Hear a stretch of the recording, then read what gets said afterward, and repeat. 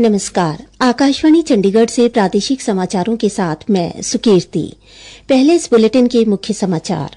प्रधानमंत्री नरेंद्र मोदी ने कहा है कि 21वीं सदी की आवश्यकताओं को पूरा करने के लिए सरकार शिक्षा व्यवस्था को आधुनिक बना रही है। श्री मोदी ने कहा कि सरकार भारत के लिए कृत्रिम मेधा को उपयोगी बनाने के उद्देश्य से मेक एआई इन इंडिया की दृष्टिकोण पर काम कर रही है। केंद्रीय विज्ञान और प्रौद्योगिकी मंत्री डॉक्टर जितेंद्र सिंह ने कहा है कि पिछले 11 वर्षों में मोदी सरकार ने नवाचार को शीर्ष वरीयता दी है। हरियाणा के मुख्यमंत्री नायब सिंह सैनी ने आशा व्यक्त की है कि सिविल सेवा परीक्षा उत्तीर्ण करने वाले हरियाणा के युवा भारत को विकसित राष्ट्र बनाने की परिकल्पना को साकार करने में अपनी प्रतिभा का योगदान देंगे। आज हरियाणा में भगवान परशुराम की जयंती धूमधाम एवं श्रद्धा से मनाई गई। अब समाचार विस्तार से। प्रधानमंत्री नरेंद्र मोदी ने कहा है कि 21वीं सदी की आवश्यकताओं को पूरा करने के लिए सरकार देश की शिक्षा व्यवस्था को आधुनिक बना रही है। उन्होंने कहा कि केंद्र देश के हर विद्यार्थी के लिए विश्व स्तरीय ज्ञान सुगम बना रहा है। श्री मोदी ने आज नई दिल्ली के भारत मंडपम में सरकार, शिक्षा, उद्योग और नवाचारी समुदाय के नेताओं के पहले रणनीतिक सम्मेलन युगम को संबोधित कर रहे थे। श्री मोदी ने कहा, एकजुटता, एक कॉन्फ्लुएंस, इसी को युग्म कहते हैं। एक ऐसा युग्म जिसमें विकसित भारत के फ्यूचर टेक से जुड़े स्टेक होल्डर्स एक साथ जुड़े हैं। मुझे विश्वास है भारत की इनोवेशन कैपेसिटी और डीप टेक में भारत की भूमिका को बढ़ाने के लिए हम जो प्रयास कर रहे हैं उसे इस आयोजन से और बल मिलेगा। प्रधानमंत्री ने कहा कि भारत का युवा वर्ग अभूतपूर्व नवाचारों को आगे बढ़ा रहा है। मुझे विश्वास है भारत की इनोवेशन कैपेसिटी और डीप टेक में भारत की भूमिका को बढ़ाने के लिए हम जो प्रयास कर रहे हैं उसे इस आयोजन से और बल मिलेगा। श्री मोदी ने कहा कि देश का भविष्य युवाओं पर निर्भर है। ये जरूरी है कि हम अपने युवाओं के भविष्य के लिए और उनको भारत के उज्जवल भविष्य के लिए तैयार करें। इसमें बड़ी भूमिका देश के एजुकेशन सिस्टम की भी होती है। देश में नई नेशनल एजुकेशन पॉलिसी लाई गई है। इसे शिक्षा के ग्लोबल स्टैंडर्ड्स को ध्यान में रखकर तैयार किया गया है। प्रधानमंत्री ने कहा कि एक राष्ट्र एक सब्सक्रिप्शन विश्व स्तरीय ज्ञान को हर विद्यार्थी के लिए सुगम बना रहा है। प्रधानमंत्री ने कहा कि इस वर्ष के बजट में सरकार ने भारतीय प्रौद्योगिकी संस्थानों आईआईटी की क्षमता को सीटों की संख्या बढ़ाने का निर्णय लिया है।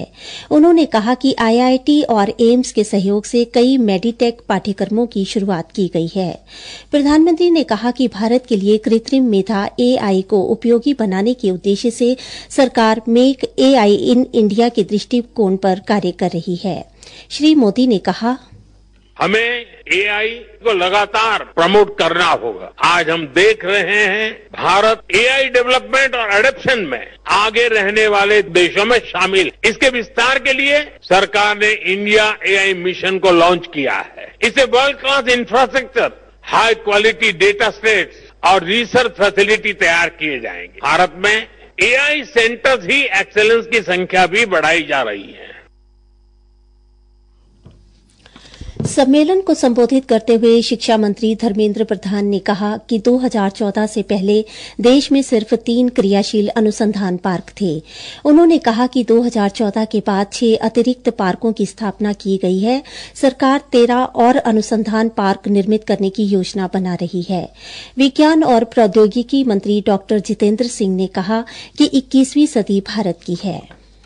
ये उत्सवमय समारोह ये दुनिया भर के लिए पैगाम है कि 21वीं शताब्दी भारत की शताब्दी है और 2020 का दशक भारत का दशक है।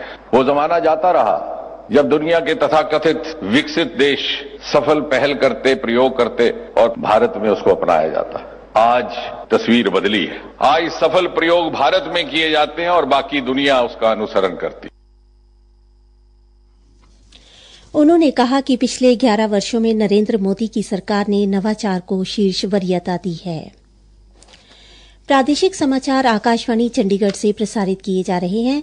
हमारे बुलेटिनों और ताजा समाचारों के लिए आप हमारी वेबसाइट newsonair.gov.in पर लॉग इन कर सकते हैं। ये समाचार हमारे यूट्यूब चैनल और x handle Akashvani news Chandigarh पर भी उपलब्ध है। हरियाणा के मुख्यमंत्री नायब सिंह सैनी ने संघ लोक सेवा आयोग द्वारा आयोजित सिविल सेवा परीक्षा उत्तीर्ण करने वाले हरियाणा के 64 अभ्यर्थियों को सम्मानित किया। आज चंडीगढ़ में अपने निवास पर हरियाणा के नव चयनित अभ्यर्थियों के सम्मान समारोह को संबोधित करते हुए मुख्यमंत्री ने कहा कि वह सभी विकसित भारत के सपने की नींव व कर्णधार है। उन्हें और उनके अभिभावकों को बधाई देते हुए मुख्यमंत्री ने कहा, ये आपकी कड़ी मेहनत का परिणाम है और ये हरियाणा के लिए भी बहुत गर्व की बात है। हमारा यूपीएससी का जो ही रिजल्ट आया और उस रिजल्ट के अंदर सबसे ज्यादा बच्चे हमारे हरियाणा के इसमें सिलेक्ट हुए हैं। मुझे ये खुशी भी है कि हमारा युवा जब मेहनत करता है तो उसके परिणाम आते हैं। आपने हरियाणा का नाम ऊंचा किया है। हरियाणा के साथ साथ आपने अपने माँ बाप का, अपने गाँव का, अपने क्षेत्र का नाम ऊंचा किया है। मुख्यमंत्री नायब सिंह सैनी ने आशा व्यक्त की कि वे प्रधानमंत्री नरेंद्र मोदी के 2047 तक भारत को विकसित राष्ट्र बनाने की परिकल्पना को साकार करने में अपनी प्रतिभा का योगदान देंगे और सराहनीय कार्य करके धाकड़ हरियाणा की धाक बनाए रखेंगे। ट्रेनिंग के बाद हम देश के अलग अलग जगहों पर, अलग अलग विभागों में हम सेवाएं देंगे और मुझे अपेक्षा है कि जहां भी हरियाणा का हमारा छोरा या छोरी होगी तो लठ गाड़ेगी, क्योंकि हमें गर्व है अपने बेटे और बेटियों के ऊपर। किसी भी क्षेत्र में अगर आप लगाएंगे, खेल की दुनिया में देखेंगे, ये हरियाणा ही है जो सबसे ज्यादा मेडल लेकर के आता है।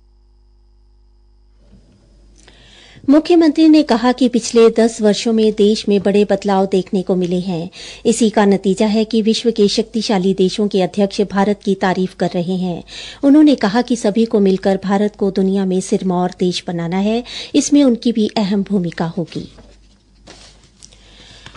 हरियाणा में आज भगवान परशुराम की जयंती धूमधाम और पूरी श्रद्धा के साथ मनाई गई। धर्म नगरी कुरुक्षेत्र में भगवान परशुराम जन्मोत्सव पर एक समारोह का आयोजन किया गया। समारोह में राष्ट्रीय स्वयंसेवक संघ के नेता संजय कौशिक व जिला मौलिक शिक्षा अधिकारी सहित कई धार्मिक व प्रबुद्ध व्यक्तियों ने शिरकत की। कार्यक्रम को संबोधित करते हुए स्वामी शुकदेवा आचार्य ने कहा कि ब्राह्मण अनादिकाल से समाज का प्रतिनिधित्व कर रहा है। उन्होंने कहा कि आज भी ऐसी ही आवश्यकता है।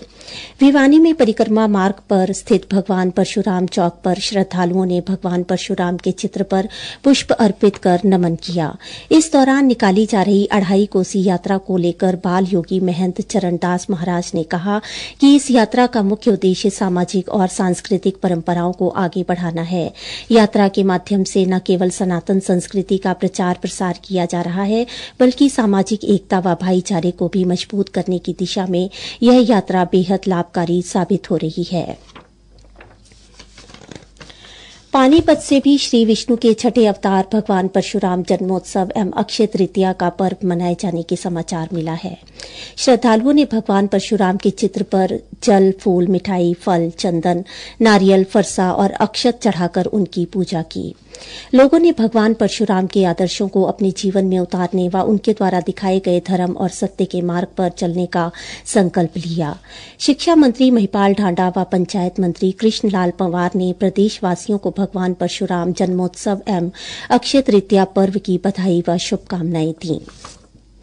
हरियाणा के सामाजिक न्याय एवं अधिकारिता मंत्री कृष्ण कुमार बेदी ने कहा है कि जींद शहर में पीने की पानी की किल्लत का समाधान शीघ्र किया जाएगा। उन्होंने आज जींद में अधिकारियों की बैठक ली तथा शहर में लोगों को पीने का पानी उपलब्ध कराने के लिए दिशा निर्देश भी जारी किए। मुख्य समाचार फिर से। प्रधानमंत्री नरेंद्र मोदी ने कहा है कि 21वीं सदी की आवश्यकताओं को पूरा करने के लिए सरकार शिक्षा व्यवस्था को आधुनिक बना रही है। श्री मोदी ने कहा कि सरकार भारत के लिए कृत्रिम मेधा को उपयोगी बनाने के उद्देश्य से मेक एआई इन इंडिया के दृष्टिकोण पर काम कर रही है। केंद्रीय विज्ञान और प्रौद्योगिकी मंत्री डॉक्टर जितेंद्र सिंह ने कहा है कि पिछले 11 वर्षों में मोदी सरकार ने नवाचार को शीर्ष वरीयता दी है। हरियाणा के मुख्यमंत्री नायब सिंह सैनी ने आशा व्यक्त की है कि सिविल सेवा परीक्षा उत्तीर्ण उत्तीर्ण करने वाले हरियाणा के युवा भारत को विकसित राष्ट्र बनाने की परिकल्पना को साकार करने में अपनी प्रतिभा का योगदान देंगे। आज हरियाणा में भगवान परशुराम की जयंती धूमधाम एवं श्रद्धा से मनाई गई।